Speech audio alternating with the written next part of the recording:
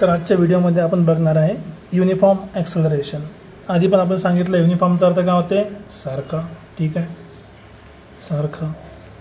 आणि सारखं काय पाहिजे आपल्याला, ॲक्सेलरेशन सारखं पाहिजे। आता जर ॲक्सेलरेशन सारखं पाहिजे तर करायचं काय, जर ॲक्सेलरेशन सारखं असेल तर चेंज काय होणार, वेलोसिटी चेंज होईल। कारण की ॲक्सेलरेट करता म्हणजे काय होते, वेलोसिटी वाढते ना, वाढते किंवा कमी होते। युनिफॉर्म ॲक्सेलरेशनमध्ये वेलोसिटी काय झाली पाहिजे, मग चेंज झाली पाहिजे। पण आता कशी चेंज झाली पाहिजे, सारखी चेंज झाली पाहिजे, तेव्हाच काय होणार ते युनिफॉर्म ॲक्सेलरेशन। ॲक्सेलरेशन काय असलं पाहिजे, सारखं। आता उदाहरणार्थ तुम्ही म्हणाल सर आपण युनिफॉर्म मोशन शिकलो पण युनिफॉर्म वेलोसिटी शिकलोच नाही, तर आधी इकडे लक्ष द्या। आपल्यामध्ये जेव्हा आपण युनिफॉर्म मोशन शिकलो होतो त्याच्यामध्ये आपण एक ग्राफ काढला होता, वेलोसिटी टाइम ग्राफ। आता वेलोसिटी टाइम ग्राफमध्ये युनिफॉर्मचा अर्थ काय होता है, सारखा। वेलोसिटी म्हटलं म्हणजे युनिफॉर्म वेलोसिटी, तर सारखी वेलोसिटी। सारखी वेलोसिटी बघा, इथे पण सारखी वेलोसिटी आहे, इथे पण वेलोसिटी सारखी आहे, इथे पण वेलोसिटी सारखी आहे, इथे पण वेलोसिटी सारखी आहे, इथे पण वेलोसिटी सारखी आहे। तर जेव्हा आपण युनिफॉर्म वेलोसिटीचा ग्राफ म्हणतो त्याचाच अर्थ काय होते, कॉन्स्टंट वेलोसिटीचा ग्राफ। इथे पण लॉजिक काय येणार, जेव्हा आपण युनिफॉर्म ॲक्सेलरेशनची गोष्ट करतो तेव्हा ग्राफ पण कसा असला पाहिजे, सारख्या ॲक्सेलरेशनचा। मग सारखा ॲक्सेलरेशनचा फॉर्म्युला कायच्यावरून भेटला होता, आपला फॉर्म्युला माहिती आहे ना ॲक्सेलरेशनचा, काय, acceleration is equals to final velocity minus initial velocity upon time taken. मग आता बघा इथे जर ॲक्सेलरेशन युनिफॉर्म पाहिजे होता आपल्याला तर फॉर्म्युल्यामध्ये व्ही आलेला आहे, आणि इथे जेव्हा आपल्याला युनिफॉर्म मोशन पाहिजे होतं त्या फॉर्म्युल्यामध्ये काय आला होता, डी आला होता, डिस्टन्स आला होता। म्हणजे आपण ग्राफ डी टीचा काढला, इथे कुठे गेला ते, इथे वरती आहे। जेव्हा आपण डी टीचा ग्राफ काढला होता तेव्हा स्ट्रेट लाईन आली, तेव्हा युनिफॉर्म मोशन किंवा युनिफॉर्म वेलोसिटी भेटली। आता इथं काय होणार, मग जेव्हा आपण आता व्ही टीचा ग्राफ काढू, इथे व्ही टीचा ग्राफ काढू, व्ही आणि टीचा ग्राफ, तेव्हा ॲक्सेलरेशन काय असलं पाहिजे, कॉन्स्टंट किंवा सारखं असलं पाहिजे। तर आपल्याला कशाची व्हॅल्यू पाहिजे, वेलोसिटी आणि टाईमची व्हॅल्यू पाहिजे। त्याच्यामध्ये पण वेलोसिटी काय पाहिजे, सारख्या अंतरानं इन्क्रीज होणारी, सारख्या अंतराने इन्क्रीज होणारी। तर बघा आपण काढून बघू कसं आहे। तर हा आपल्याकडे आहे टाईम, याला परत मी आता लिहितो, चला सेकंडमध्ये लिहितो। आपल्याला पाहिजे वेलोसिटी, हा जर सेकंडमध्ये असेल तर वेलोसिटी कशामध्ये राहणार, मीटर पर सेकंडमध्ये। आणि नंतर आपण एक ॲक्सेलरेशन पण चेक करू की ॲक्सेलरेशनची व्हॅल्यू कशामध्ये राहणार, मीटर पर सेकंड स्क्वेअरमध्ये। ठीक आहे, तर कॅल्क्युलेट करून बघू काय पाहिजे, सारखा अंतर आणि सारखे टाइम इंटरवल आणि सारखा वेलोसिटी। चला आपण सेकंड पकडून घेऊ, किती, 2-2चे अंतराल, तर 0, 2, 4, 6 आणि 8, हे किती झाले आपले, 2चा इंटरवल आहे। इथे पण कितीचा इंटरवल आहे, 2चा इंटरवल, इथे पण इंटरवल 2चा, सेम लॉजिकने 2चा इंटरवल। सारख्या इंटरवलवरच्या सारख्या टाईमच्या इंटरवलवर आपण व्हॅल्यूज मोजत असतो। आणि वेलोसिटी कशी पाहिजे, सारख्या अंतरानं वाढणारी किंवा चेंज होणारी। मग जर सारख्या अंतरानं वाढत चालली तर 0 पासून आधी चला आपण समजून घेऊ 10 होती, 10 नंतर 10ची 10 ॲड झाली तर 20 झाली, नंतर आणखी 10 ॲड झाली तर 30, आणि नंतर परत 40 झाली। ठीक आहे, हे झाली आपली वेलोसिटी, कशी वाढत चालली, सारख्या अंतरानं। आता चेक करायचं की खरंच कॉन्स्टंट ॲक्सेलरेशन आहे की नाही, तर आपण काय करणार, त्याच्यामध्ये फॉर्म्युला अप्लाय करायचा। काय फॉर्म्युला आपला, इनिशियल वेलोसिटी फायनल वेलोसिटी, सगळ्या व्हॅल्यूज आपल्याकडे आहे। इनिशियल म्हणजे आधीची, तर या फॉर्म्युल्यामध्ये आपण यूज करू। बघा ही जर माझी आधीची वेलोसिटी असेल आणि ही फायनल वेलोसिटी असेल तर काय झालं, ॲक्सेलरेशन पहिल्या केससाठी फायनल वेलोसिटी होती 10, इनिशियल होती 0, डिवाइड बाय टाईम किती होता, 2, कारण ते 2 सेकंदात वाढली एवढी स्पीड आपली, किती झाली मग हे 10/2 म्हणजे 5 मीटर पर सेकंड स्क्वेअर।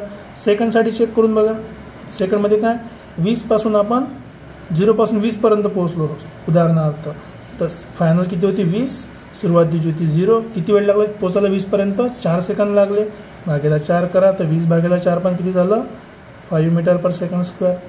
परत आणखी करून बघा एक, ठीक आहे, 30 पोहोचलो आपण कितीपासून, चला आपण 0 पासून 30 पोहोचलो, भागेला किती आला 6, 6×5 30, तर 5 metre per second square.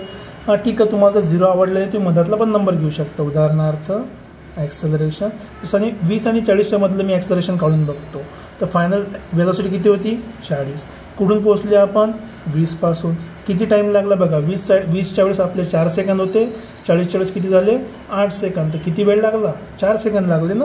So divide by 4, 40मधून 20 गेले, 20 भागिले 4 म्हणजे किती झाले परत 5 मीटर पर सेकंड स्क्वेअर. आता या व्हॅल्यूजवर लक्ष द्या. ही कशाची व्हॅल्यू आहे, ॲक्सलरेशनची. इथे पण 5 आहे, इथे पण 5 आहे, इथे पण 5 आहे, इथे पण 5 आहे. याचा अर्थ ॲक्सलरेशन कशी आहे, सारखी आहे. आणि सारख्या ॲक्सलरेशनला आपण काय म्हणतो, युनिफॉर्म. तर हा जी व्हॅल्यू आहे ही व्हॅल्यू कशाची आहे, युनिफॉर्म ॲक्सलरेशनची. किती किती आहे वरचं माहिती नाही. सो 5 आणि 5 हे झाले आपले युनिफॉर्म ॲक्सलरेशनच्या व्हॅल्यूज. मग ग्राफ प्लॉट करायला आपल्याकडे कोणती कोणती व्हॅल्यूज आहेत चेक करू शकता. एका टाईम वेलोसिटी आणि एका टाईम आणि ॲक्सलरेशन. व्हॅल्यू पुट करून बघू एकदा. तर एका साईडला आपण घेतली आहे, इथे माझ्याकडे असेल चला टाईम. हा टाईम कशामध्ये आहे, सेकंडमध्ये, याला आपण टी म्हटलं आहे. इथे काय आपल्याकडे आता वेलॉसिटी आहे.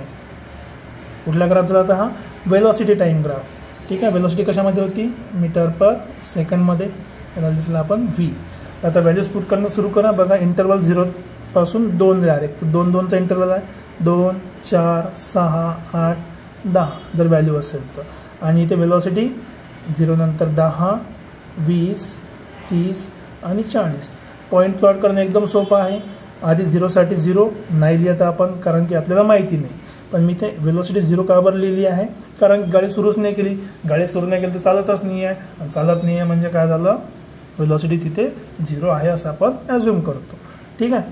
मग आता बघा 2साठी किती होतं 10, 2साठी 10 भेटलं आपल्याला. 2 आडवा गेल्याचं, वरती 10पर्यंत जायचं. परत 4साठी किती होते 20, 6साठी किती होते 30 आणि 8साठी किती होते 40. जर तुम्ही हे सगळे पॉईंट जॉईन केले तर तुम्हाला काय मिळणार आहे, एक वेलॉसिटी टाईम ग्राफ. कशाचा आहे तो, हा वेलॉसिटी टाईम ग्राफ आहे. आणि कशाचा आहे, युनिफॉर्म ॲक्सलरेशनचा. So this is your velocity time graph for uniform acceleration. This is your velocity time graph for uniform acceleration और युनिफॉर्म एक्सेलरेशन. ठीक आहे. कुठला ग्राफ, VT ग्राफ. आता एकदम सोपं आहे बघा. युनिफॉर्म म्हटलं तर काय असते, कुठेतरी सरळ लाईन येते. जर वेलॉसिटी टाइम ग्राफ असेल तर ॲक्सेलरेशन युनिफॉर्म असेल. जर डिस्टन्स टाइम ग्राफ असेल तर काय होणार, वेलॉसिटी सरळ लाईन येते. ठीक आहे. बघा किती सोपं आहे. वेलॉसिटी टाइम ग्राफसाठी ॲक्सेलरेशन सरळ लाईन आली, डिस्टन्स टाइम ग्राफसाठी वेलॉसिटी सरळ लाईन आली. आता इथे आपण दुसरा पण ग्राफ काढू शकतो, कारण की आपल्याकडे ॲक्सेलरेशन पण आहे. आपण काढणार आहे ॲक्सेलरेशन टाइम ग्राफ. ठीक आहे. थोडी जागा करतो मी इथे.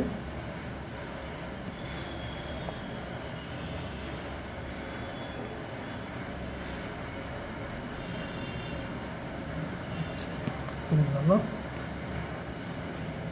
एक सेकंड. ठीक आहे.